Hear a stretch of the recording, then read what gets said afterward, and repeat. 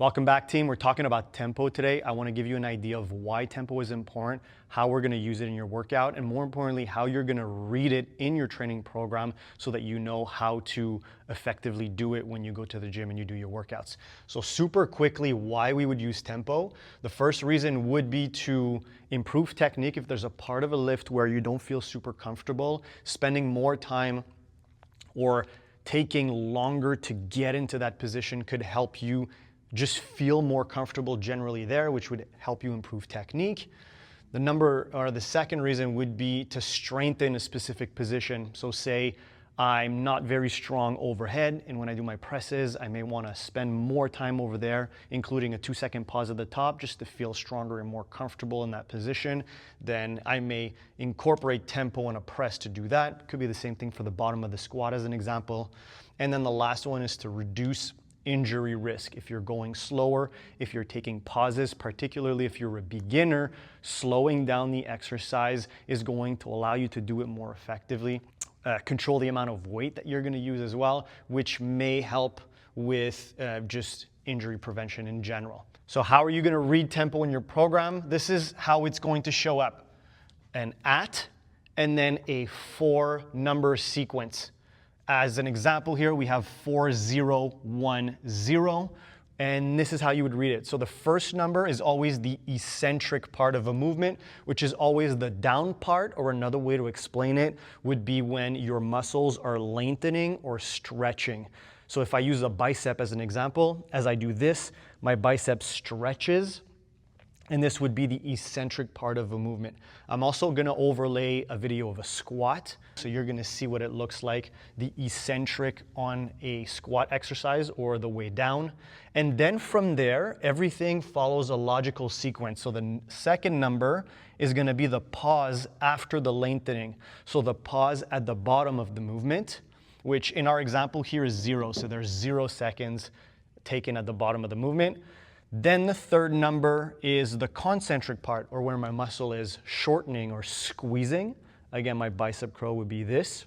And then in a squat, we would be talking about standing up from the squat, which would be the way up on most movements. And then the fourth number is going to be the pause that you take after the concentric, so after the way up.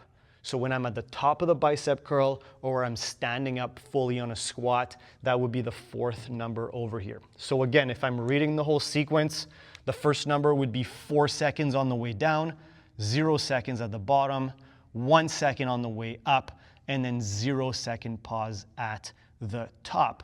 So this is always how you're going to read a tempo. There's one thing that's confusing about this though, is that not every single exercise starts at the top of a movement.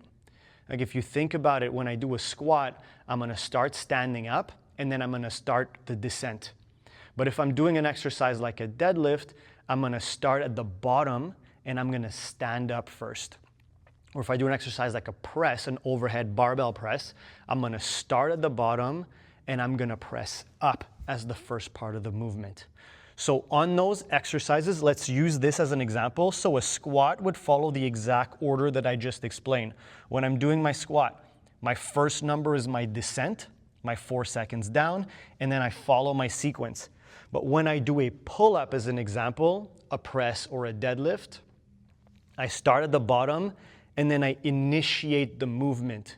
And so the first thing I do is the third number here, which is 1. And so if you have an exercise like that that starts at the bottom, when you read your tempo, you essentially have to start over here on the third number. Because on this exercise, the first is still the way down, right? The first number is always the way down. This is always the sequence that you read tempo, but it's not always the sequence that you execute tempo. So if we were to use the pull-up as an example, I start here. I do 1 second on the way up. I do then 0 seconds at the top. From there, right, the eccentric or the descent, I'm gonna take 4 seconds to lower myself back down, and then I'm gonna have 0 seconds at the bottom. So you're always thinking about the phase of the movement, not necessarily the order that they're in. Now, once we understand that, There's maybe one more consideration that you may see in your training program when it comes to tempo, and these are letters like an X or a A. And so I just want to explain to you guys what they are very quickly. So the first one is an X, which we're typically going to see on the concentric or the up part. An X basically stands for explosive. And so explosive means as fast as you can, or thinking of standing up as fast as possible. If we think about 1, the number 1 is the typical speed that you're gonna do an exercise at. Think of 1 Mississippi, and X would be to try to think about going as fast as possible. And the intent is what's important here, because if you're lifting something heavy, you may feel like you're not going that fast, but if your intent is to drive up as fast as possible, this is the part that is the most important about this. And so if we have 40x0, then you're going down in 4, 0 pause at the bottom, and thinking about being explosive or thinking about standing up as fast as possible as you are coming up. And finally, the A. A is also typically going to be on the concentric, and this would be, as a side note, the X is typically going to be in a training program for somebody who's advanced. Like, we don't really need to use this for someone who's more beginner. And the A is typically something we'll see for people who are a bit more beginner at a specific movement, and A means assisted. So if I'm using pull-up as our example, if I am not strong enough to do a pull-up yet, and one of my exercises to do just the eccentric part or the negative part, and I want to lower myself in 4 seconds, but then what I'm going to do is assist myself back to the top. Maybe I'm going to get on a box, and then I'm going to drive myself up over the bar. Once I'm in the starting position, then I'm going to start to lower myself in 4 seconds.